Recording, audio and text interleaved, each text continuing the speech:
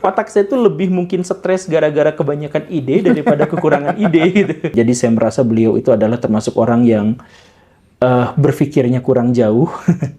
Iya, bernalarnya saya mohon maaf ya, kurang jauh. Jadi tindakan-tindakan ekstrim yang diperlihatkan di media sebenarnya ya tidak jauh dari reaksi berlebihan dari seorang yang tidak mempertimbangkan perbuatannya. Kalau Pak Habib Rizik itu saya menghubungi orangnya melalui beberapa jalur yang saya ketahui gitu. Ya nggak ada yang mau gitu. Saya juga nggak tahu. Tapi intinya seperti itu. Dan saya tuh tidak untuk menghujat, tidak untuk mencaci maki, untuk ngobrol, untuk diskusi. Kita harus sangat hati-hati pada Kang Deddy.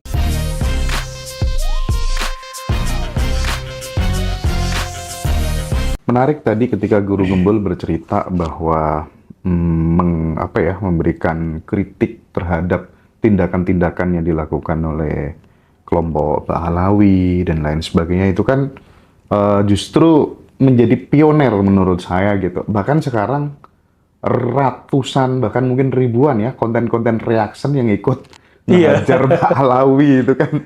Aduh, awal mula Guru Gembul bener-bener berani, itu kan semua orang tahu gitu. Nah, tetapi di sisi lain Guru Gembul juga dengan fire mendatangi markas, kalau nggak salah Habib Bahar juga. Dan siapa aja yang didatangin? Bukan didatangi, kalau Habib Bahar memang didatangi. Datang ke markasnya? Iya, ke pesantrennya. Ke pesantrennya. Apa yang Bogor itu atau iya dekat situlah. Di situ tuh deket markas Ahmadiyah juga ternyata. Iya. Nah, di situ iya pernah. Terus ke Pak Habib Ketemu Rizik. nggak di Habib Bahar? Nggak. Padahal kalau kita lihat videonya viral ketika di pesantren bawa pedang gitu, nggak ada ketakutan sedikit pun gitu. Nggak, iya saya yakin beliau itu bukan seorang kriminal.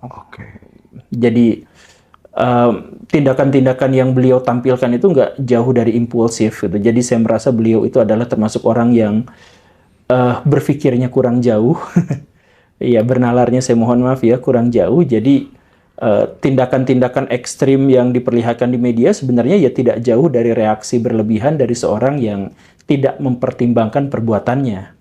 Kalau misalkan beliau punya waktu sedikit untuk mempertimbangkannya, saya yakin beliau tuh nggak gitu-gitu amat. Jadi, dan saya pun hanya mengajak diskusi. Jadi termasuk ke Pak Habib Rizik gitu.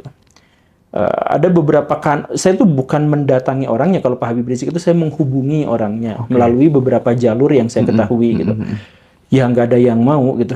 Saya juga nggak tahu. Tapi intinya seperti itu.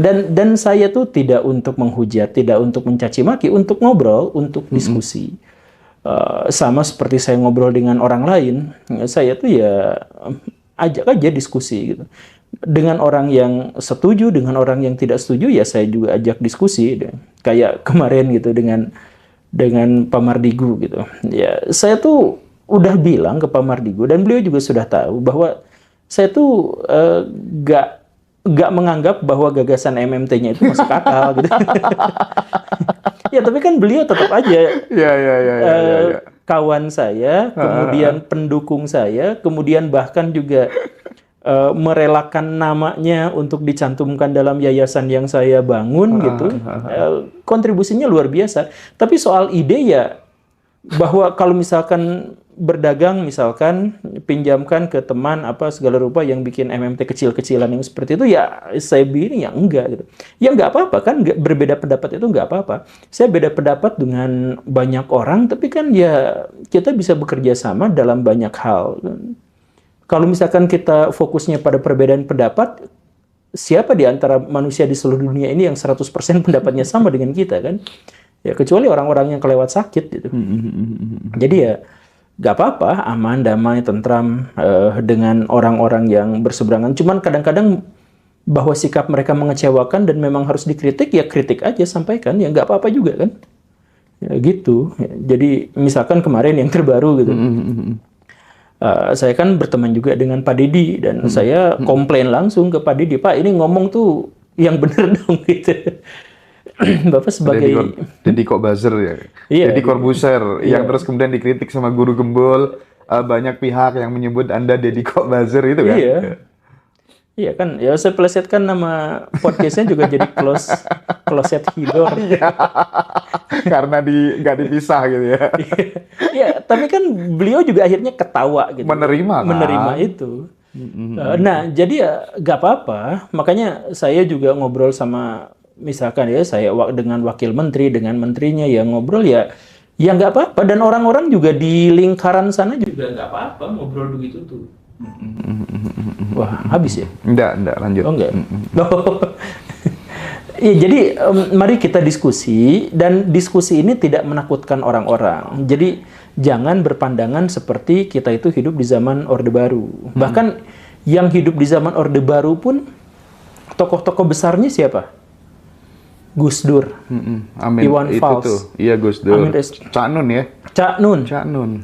Tokoh-tokoh yang dikenal besar di zaman Orde Baru adalah tokoh yang berani berpendapat sekaligus berani berkontribusi terhadap perkembangan ke tatanegaraan kita. Iya. Cak Nun itu kan ngasih ide-ide, tapi juga Nun, mengkritik. Cak Nur. Cak Nur, ya sama-sama cak-cak itu ya. Cak-cak. Maaf. Ya, itu kan mereka tuh memberikan kontribusi, tapi juga mereka mengkritik. Betul. Jadi ya, kenapa dengan seperti itu?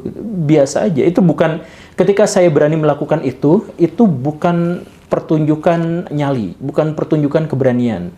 Justru orang yang kok berani sih kayak gitu, nah itu yang pengecut, yang penakut gitu. Nggak, biasa aja lah.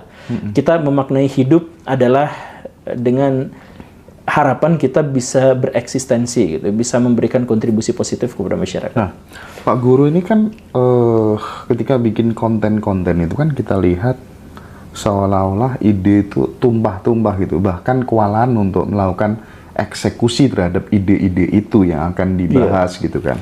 Nah, gimana sih proses yang dialami Guru Gembul untuk kemudian menjadi memiliki sebuah ide yang banyak banget, itu kan nggak semua orang bisa gitu. Ada nggak tips gitu? Kalau nggak salah dulu pernah cerita diendapkan dulu atau apa, aku lupa gitu. Aku pengen ketika belajar kan sering Pak Guru melamun kan katanya gitu kan. Nah, aku pengen coba di-share dong ke teman-teman gitu. Diendapkan tuh gini maksudnya. Ketika saya baca sebuah buku, satu aja bukunya ya, bukunya itu katakanlah adalah buku apa yang paling menyenangkan untuk dibahas tuh? Sapiens. Sapiens ya, Sapiens. Nah, buku Sapiens itu bisa jadi 100 lebih konten tentang awal mula manusia yang gitu, kemudian di situ ada Neanderthal, bahwa Neanderthal itu ternyata berkaitan dengan manusia modern, dan bahkan manusia modern juga kawin campur dengan Neanderthal, sedangkan manusia yang lain yang misalkan Homo pekinensis tidak dan sebagainya, itu baru situ aja, itu bisa bikin 10 episode hanya dari situ aja. Jadi ketika saya misalkan, misalkan ya, saya ngambil dari kacamata ideologis, bahwa ideologi manusia itu tidak murni sains, bahkan mengingkari sains. Sains itu mengatakan bahwa manusia itu secara genetik memang beda. Tetapi oleh ideologi humanisme, manusia itu harus dianggap setara. Nah, pertentangan antara sains dengan ideologi itu bisa jadi sebuah konten. Hanya gara-gara ada temuan yang dituliskan oleh Hariri itu yang bilang bahwa Homo Neanderthal kawin campur dengan Homo erectus di satu wilayah dan wilayah yang lain tidak bercampur. Akhirnya memang secara genetis ada manusia yang berbeda dengan manusia yang lain. Begitu. Atau itu juga bisa dikaitkan dengan misalkan teori evolusi. Bahwa ternyata sains modern tidak bisa lepas dalam skenario yang manapun dari teori evolusi. Lalu bagaimana kalangan agamawan menerima itu? Itu bisa jadi sebuah konten juga. Itu bab 1 Sapiens. Jadi saya baca 1 buku. Kalau misalkan saya baca 2 buku, kemudian saya komparasikan, itu jadi menghasilkan jauh lebih banyak lagi ide. Makanya otak saya itu lebih mungkin stres gara-gara kebanyakan ide daripada kekurangan ide gitu. Dalam hal itu saja. Jadi mengait-ngaitkan. Makanya saya tuh, ya ini termasuk, ini bukan iklan ya, tapi saya bikin kuis juga diantaranya adalah untuk menumpahkan. Jadi ide-ide soal ini saya bikinkan jadi sebuah pertanyaan-pertanyaan yang lucu gitu. Makanya ya nanti kuisnya itu untuk menumpahkan yang ingin saya sampaikan yang tidak mungkin saya didiskusikan di kanal YouTube gitu. Begitu. Dan terkait dengan project quiz tadi mungkin bisa dijelaskan sedikit gitu Pak Guru biar teman-teman di Ngaji Roso tahu gitu. Ya, jadi kuisnya itu sama seperti cerdas cermat zaman dulu. Itu tuh maksudnya orang-orang itu diuji, kemudian dilombakan untuk berhadapan dengan soal-soal yang menantang, begitu kan? Nah, prinsip dasarnya seperti itu. Jadi nanti ada kuis, ada cerdas cermat, di mana orang-orang dari mulai SMP, SMA, kuliah, universitas, selebriti, komunitas, para pejabat itu sebagian sudah ada yang daftar. Nah, itu mereka akan diuji dengan soal-soal yang saya buat. Nah, kemudian ya kalau menang dapat hadiah, ya semacam itu, sesederhana itu. Sama seperti kuis yang lain, cuman soal-soalnya itu saya desain sedemikian rupa agar setelah orang nonton 2-3 kali, maka mereka akan sangat senang untuk mencari ilmu pengetahuan. Jadi ada hal yang saya kembangkan di dalam situ gitu. Dalam bentuk soal-soalnya gitu. Saya akan acak-acak secara emosional para peserta dan para penonton secara emosional. Jadi nanti udah nonton kuis tapi jadi kayak nonton sinetron gitu. Atau nonton film gitu yang emosinya diaduk-aduk yang seperti itu. Targetnya apa? Motivasinya untuk generasi muda apa? Yaitu agar anak-anak generasi sekarang itu berpengetahuan terkait dengan hal-hal yang seharusnya mereka tahu. Ini supaya menjadi trigger agar mereka punya atensi yang lebih besar terhadap pengetahuan. Iya. Oke. Jadi anak-anak zaman sekarang itu berpengetahuan hanya sesuai dengan bubble-nya, sesuai dengan chamber-nya, sesuai dengan keinginannya. Maka saya katakan itu adalah pola pikir orang-orang yang apa ya? Itu adalah orang-orang yang seharusnya tidak boleh seperti itu gitu. Picik gitu. Jadi itu akan merusak masa depan karena pada akhirnya dia hanya menganggap bahwa golongan kelompoknya saja yang benar gitu. Gitu kan? Kalau misalkan kita hanya mau mendapatkan informasi dari kelompok yang kita kehendaki, dari versi yang kita kehendaki gitu. Nah, anak-anak zaman sekarang itu kan wah, sekarang lagi booming nih musik alternatif gitu. Padahal di luar mah yang kelompok yang lain mengatakan, "Oh, yang sekarang lagi berkembang itu adalah musik rap gitu." Ya karena mereka masing-masing ada di bubble-nya gitu. Oke. Pak Guru, aku pengen konfirmasi lagi. Jadi ide yang banyak itu Pak Guru dapetin lewat baca kebanyakan? Nggak lewat baca, dari manapun. Ya, ketika saya lihat ini aja, saya udah kepikiran konten nih. Ketika saya misalkan ini, saya ada di hotel ini, yang pertama saya ngobrol ke Bapak tadi itu apa? Ingat nggak? Hantu. Lorong hantu. Enggak, itu sesudahnya. Saya bilang, ada kecurigaan bahwa di sini ada orang main dengan pejabat. Gitu. Oh iya. Karena ini kan adalah daerah resapan air seharusnya.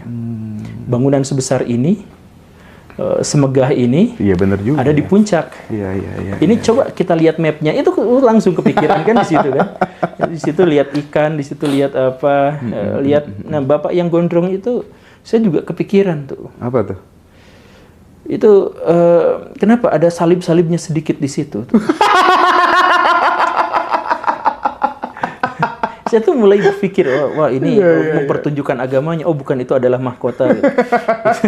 Itu adalah mahkota dari sebuah klub. Ya segala rupa itu kan banyak bisa langsung jadi konten. Keren sih emang Guru Kebul, luar biasa. Pak Guru, kenapa ya pejabat kita itu kadang di masa menjelang purna tugas itu dia bikin sebuah bangunan-bangunan monumental.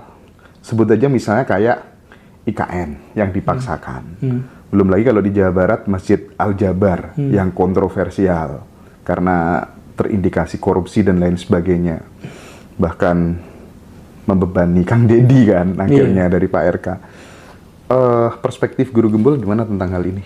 Kita harus sangat hati-hati pada Kang Deddy. Kang Deddy Mulyadi ya, gubernur. Karena penyakit itulah yang akhirnya menghancurkan dirinya dan menghancurkan masyarakat. Maksudnya? Ketika dia dianggap sebagai orang terbaik, ketika dia dielu-elukan, dia akan lupa daratan dan masyarakat pun pada akhirnya akan menjadi menyakralkan dirinya. Coba ini bukan untuk menjelekkan Kang Deddy gitu ya. Saya juga temenan sama beliau, kontakan juga sama beliau dan sebagainya. Tapi coba pikirkan begini, pernah nggak Kang diejek sama satu orang, terus kita tuh langsung down. Pernah kan? Atau dipuji sama satu orang, kemudian kita tuh Langsung merasa naik gitu. KDM, saya, Pak Prabowo, Pak Jokowi, dan orang-orang yang terkenal itu perharinya sama ribuan orang dihujat atau dipuji, disayang atau diintimidasi, dan lain sebagainya. Gak mungkin dia nggak berdampak terhadap mentalnya. Sekarang Pak KDM misalkan, semua daerah mau mendeklarasikan, Pak udah jadi gubernur di sini, jadi gubernur di sini, jadi gubernur. Barter. Bapak barter dan Bapak suka dan sebagainya.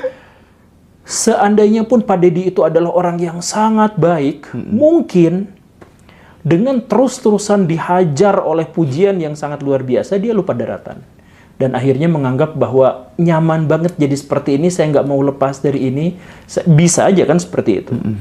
Dan kita menemukan ada banyak sekali tokoh yang hancur gara-gara pujian, tokoh yang hancur gara-gara kritikan. Kita misalkan mengetahui Pak Harto itu di masa awal pemerintahannya tuh jenius. 2 masa pemerintahannya itu luar biasa. 3 oke, swasembada. Berikutnya sampai akhirnya sejak tahun 90-an tidak sekuat itu lagi, tidak sehebat itu lagi, dan sebagainya. Dan bahkan beliau percaya pada seorang pembual yang Pak Harmoko kita sebutnya misalkan, yang selalu dekat dengan Pak Harto dan selalu mengatakan rakyat masih butuh Bapak, ayo naik lagi, rakyat masih butuh Bapak. Dari mana dia punya data? Kan enggak. Nah, akhirnya apa? Digulingkan oleh egonya sendiri. Nah, Pak KDM mungkin aja terdampak seperti itu, dan rakyatnya juga sama seperti itu. Jadi jangan terlalu berharap pada pihak lain, betapapun orang itu tuh baik.